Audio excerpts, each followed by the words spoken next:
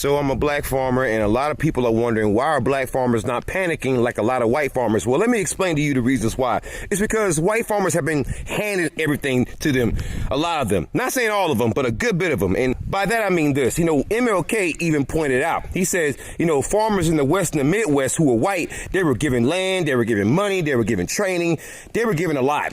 Whereas the black farmers weren't given anything, and the largest civil rights settlement in U.S. history is Pickford v. Glickman, where you had a class action lawsuit, bunch of black farmers all joined the lawsuit, and they won a huge settlement because the USDA was shown to be racist for decades. So because black farmers haven't been given anything, we've been learning to do without, unlike your white farmers. So when things are taken away from you, all your subsidies, all your tax breaks, guess what? You panic. Whereas we've always been going through this shit. So there's problems in privilege. So yesterday I made a video talking about the white farmers and how they were crashing out all over social media because they voted for Shitty Bridges and thought he was going to give them back slaves. And also because of that, they lost 100% of their workforce due to the ICE raids. I want to come here today and I want to give some love to black farmers who I don't think get enough, right? I can appreciate that they are not on the internet spazzing out and crashing out. You want to know why? It's because whatever is going on in the current climate when it comes to farming, they're not new to this because they have faced adversity, not being given what they need in order to be successful, unlike their white counterparts, right? Because they have been spoon-fed everything they've needed in order for them to be successful. And now that that privilege and entitlement is gone because of who they voted for, they're on the internet trying to garner some favor and some sympathy. Meanwhile, black farmers, chilling. They cool as cucumbers because guess why? They know how to handle themselves and their farms during times of crisis. I guess favor ain't fair after all, huh?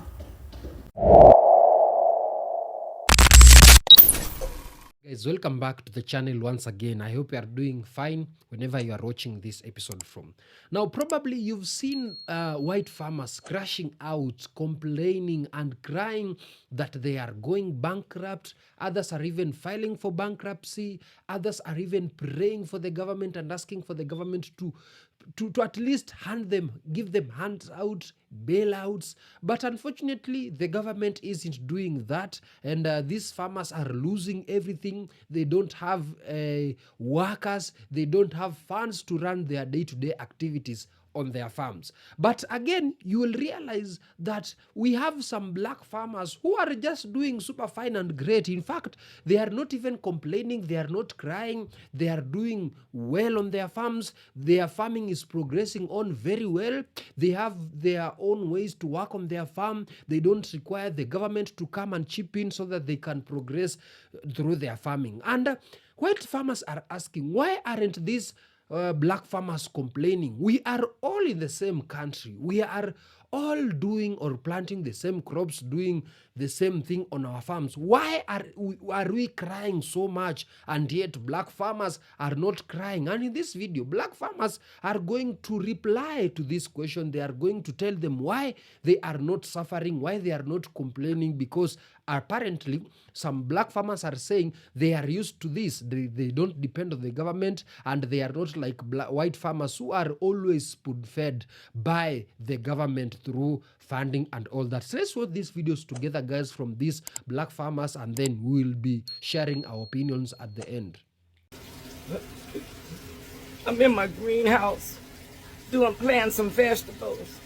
And I'm thinking about all these farmers that's losing the farms.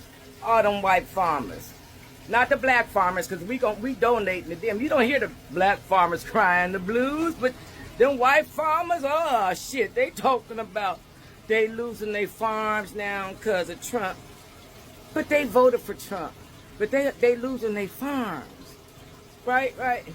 The black farmers, you don't hear them crying the blues, right? Here's the difference. See, they wasn't dependent on the government. When you depend on the government to take care of you,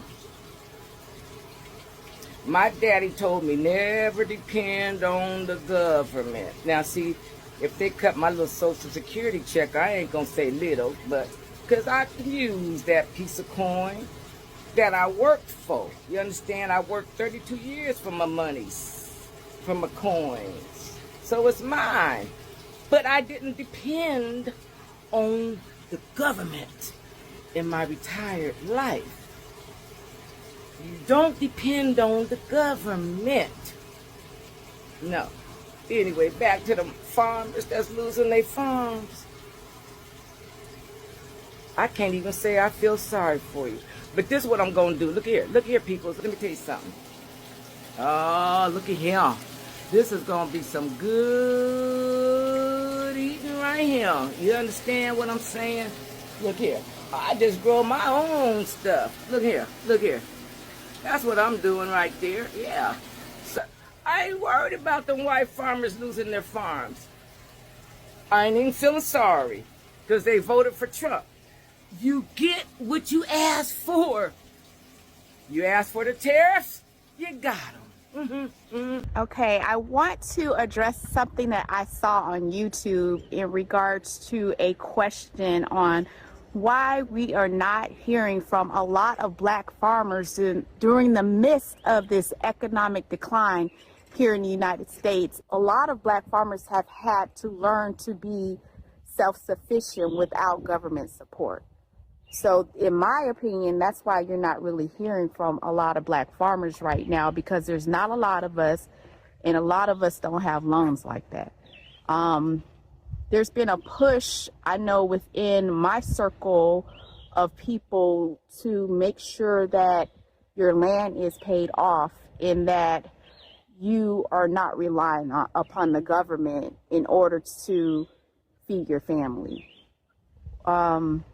Yeah, that's just my opinion, but the level of determination that has been dedicated to try to ensure that Black Americans do not thrive is not by accident. And that is the reason why Black farmers are being shut out again. While the Trump administration rolls out financial lifelines for white farmers, Black farmers are being left out, overlooked, and pushed closer to extinction. And if it weren't for people like John Boyd Jr. sounding the alarm, this story would stay buried in the soil. Let's talk about history. Black farmers once owned 14% of United States farmland. Today, less than 1.3%. How, Sway? I'll tell you. Generational land theft, discriminatory USDA policies, and a long history of being denied access to the very tools white farmers receive as default. And now, in 2025, the Trump administration is doubling down, offering federal farm credits, subsidies, and contracts almost exclusively to white farmers. And they're doing it in broad daylight. John Boyd Jr. has entered the chat. My name is John Boyd, founder and president of the National Black Farmers Association. John Boyd Jr., a fourth-generation American farmer, is out here telling the truth. You need to rise up and speak out now, not later, because if we don't, they're going to continue to take this country down a pathway that is going to take decades to get away from. He says it clearly. It's not that we don't want to farm, it's that the system doesn't want us to succeed. Let's be clear. This is not about charity. This is about fairness, about access, about survival. The federal numbers don't lie. In 2021, the Trump administration handed out $26 billion in pandemic farm relief. Black farmers received 0.01% of this relief fund. And in 2025, with new rounds of credits going out, the same pattern is repeating. White farmers are getting bailed out. Black farmers are getting boxed out. I'm looking for $5 billion in debt relief, and I'm asking the Federal Court of Appeals to reverse the decision and grant 17,000 Black and other farmers of color 120% debt relief. The stakes are higher than food. This isn't just about crop yields or subsidies. This is about land, food justice, generational wealth, and the right to live and work with dignity. Black farmers aren't asking for special treatment. They're asking for equal footing. We can't keep letting letting politicians toss our people aside, while offering refuge and resources to others. Not because they're in greater danger, but because they fit a preferred political narrative. If we care about sustainability, food security, or economic justice, we cannot leave Black farmers out of the conversation. Their legacy is American history. Their land is American land, and their fight deserves our full support. I don't care what they say. I'm not going to stop fighting, and you should not stop fighting in this country. Peace, y'all. Black farmers. Imagine how healthy we would be if we had more black farmers, or let's pretend we have only black farmers, right? I'm talking about the way that the Midwest is going to fall apart without federal funding, specifically all of these farmers, right? But one group that's going to do well is black farmers because they never got all of these handouts. And so I am not opposed to a strategy where we do let some of these rural Midwestern towns kind of fall apart on their own doing and take that as a redistricting opportunity. But think about this. Native Americans, how much healthier would our planet be and our land be if Native Americans had more farmland, which will be one of the groups that have the cash to do so. So I don't know, it's a silver lining I'm trying to think of. I was just trying to think if I've ever known a major farm or plant to have a food recall that was black owned, and if there is, I certainly can't think of it. If I see another farmer on TV crying and whining about their situation, I'm going to go insane. Let's get into it. So I'm kind of piggybacking off a video I saw yesterday, the day before, from Middle Aged Rider. Go follow him if you're not doing it already. He's got good content. But I am just so sick of seeing farmers crying and whining because they can't sell their soybeans or whatever crop they've got. I'm going to remind you what these same farmers were saying back in 2019 when the same bullshit was happening, and they still showed up to vote for this maniac who tried to overturn an election, who got convicted of felonies, found liable for sexual assault. They had no problem showing right back up for this mother. I'm going to show you why. So back in 2019 and 2020, you can see here that farmers were given billions and billions and billions of dollars of straight cash payments, checks written of $100,000 or more sent straight to them. Look, $28 billion in 2 years, all because of his trade war. You can see here, farm subsidies jumped to their most in 14 years back in 2019. This farmer here who was interviewed could not sell his soybeans to China because of Trump's tariffs back in 2019. And then he said, Trump money is what we call it. It helped a lot, and my understanding is they're going to do it again. So yes, boy, they loved that government money coming to them, didn't they? Shows right here. Thousands of farmers got more than $100,000 each. Roughly twice as much as the actual harm. I mean, they was just throwing them money. And now they want to come back 5 years later, whining and crying and bitching and moaning. I'm so sick of it. I'm going to show you a farmer from North Dakota right now who did a damn interview, and she tells you just exactly how fucking selfish they all are. Jager says that ever since the August 1st tariffs took place, she's been worried about her income, loans, and bills. She says that she's never had to worry before about her crops not having a market. China, which usually buys the largest amount of soybeans from U.S. farmers, has stopped because of tariffs. Out against everything, knowing that agriculture in America needs an international market, it's just really unfair. You know, how about you look at the items that you really could tariff that won't affect so many people? I mean, are you fucking kidding me? Tariffs for all of us. She don't mind that. Tariff everybody else, but don't tariff us. I mean, completely selfish assholes. Everybody saw what was coming. If you are a fucking Trump voter, I'm out of empathy for you, okay? You deserve to live with the fucking consequences of the decision that you made, just like everybody else has to live with the fucking decision that you made.